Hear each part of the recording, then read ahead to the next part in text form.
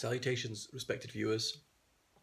This is George from Ireland, and this video is how the North Korea deal is falling apart already. You may know that President Trump met his North Korean analog in Singapore on the 12th of June, and it was hailed with great fanfare by the pro-Trump media, and indeed the North Korean media, very pro-Trump these days, having once called him a dotard. So that was it. It was peace in our time, according to Trump. The whole world was safer, as he tweeted as soon as he got back to the United States. But Trump is already backing out on the deal. He gave a recent interview to Fox News, saying that it might fail, and expressing all sorts of doubts against it, when the ink is scarcely dry on the agreement. It's not even a month ago that it was signed, and it shows yet again how Trump is so capricious, how he is utterly saponaceous, untrustworthy yet again. So Trump is a chump. He was fooled, and he was warned by all sorts of people, all sorts of foreign policy experts.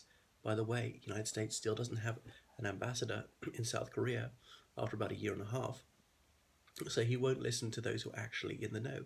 He's such an ignoramus, willingly ignorant up to some point, but also it's just his bottomless stupidity at work.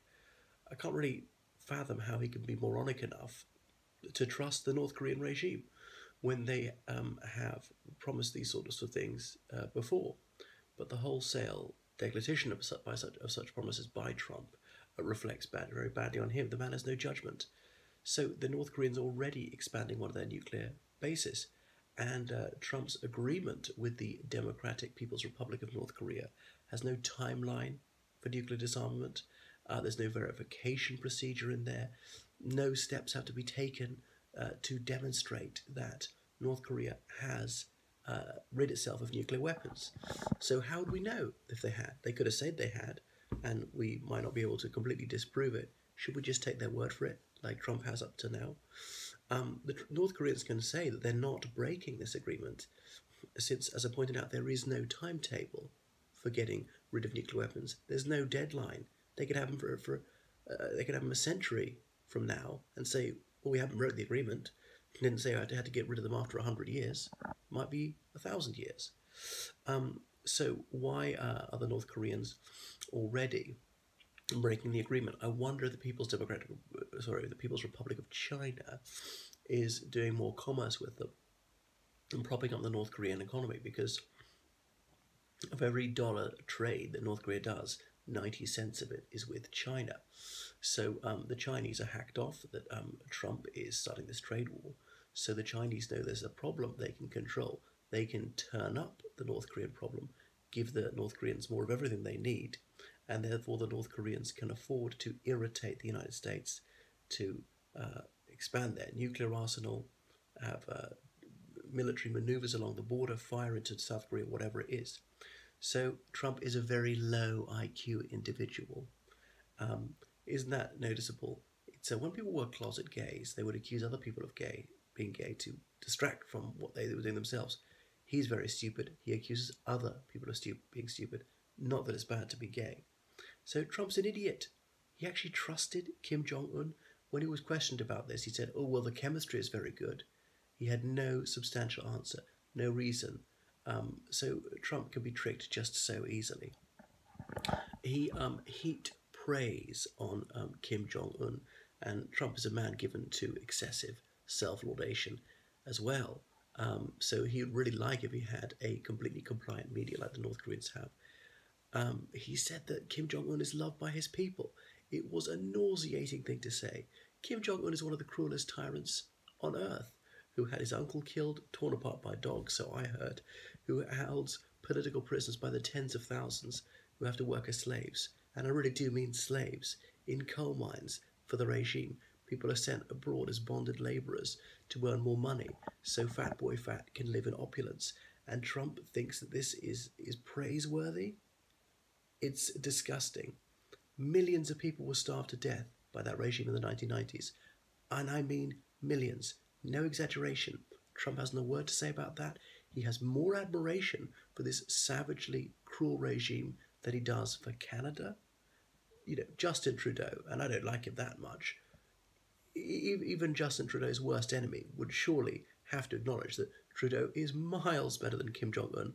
There's just no comparison. There's a free media in Canada. It's a very humane country. You don't like it, you can go. You can say what you like about Trudeau.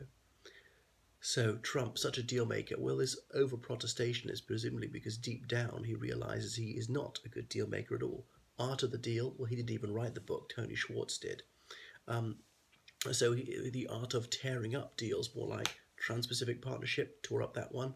He's got contempt for the World Trade Organization, not quite torn up its agreements.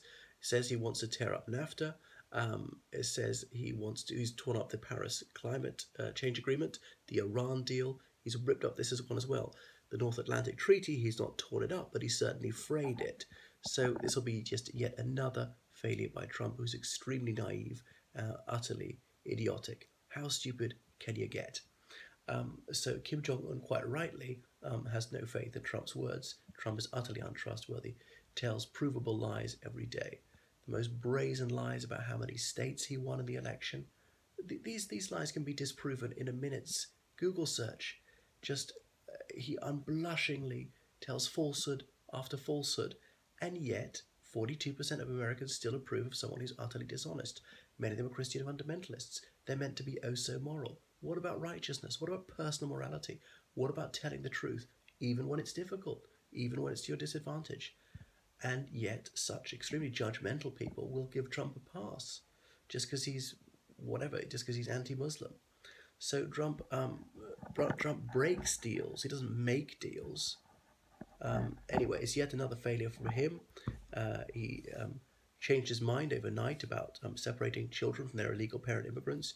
He may change his mind about this whole Korea deal.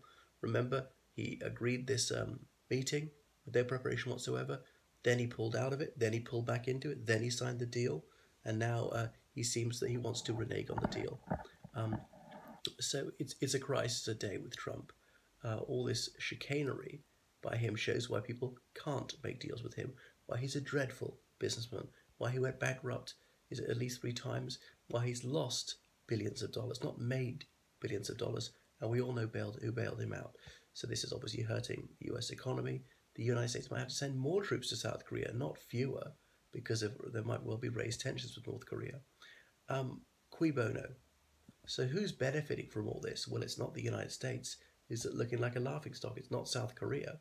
That is keeping them up at night, that they might be abandoned by the United States. It's raising tensions on the Korean Peninsula. And it's not good for the American economy or anything. Well, who is it good for?